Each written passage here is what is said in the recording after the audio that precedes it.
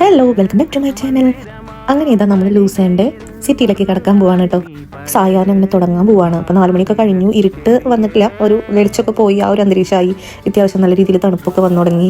അങ്ങനെ ഞങ്ങളിപ്പോൾ പോണ ഈ വഴിയിൽ കാണുമ്പോൾ ഈ ചുറ്റുള്ള ബിൽഡിങ്ങുകളൊക്കെ കാണുമ്പോൾ നല്ലൊരു നമ്മളിപ്പോൾ പഴയ ഒരു ടൗണിലേക്ക് ചെന്ന പോലത്തെ ഒരു ഫീലായിരുന്നു കേട്ടോ. ഇപ്പോൾ ആ ഒരു ശരിക്കും അവരുടെ ഒരു യൂറോപ്യൻ കൾച്ചർ അല്ലെങ്കിൽ ആ ഒരു ട്രഡീഷണൽ ലുക്ക് നമുക്ക് അവിടെ ഈ ബിൽഡിങ്ങുകളിൽ തന്നെ കാണാൻ പറ്റും.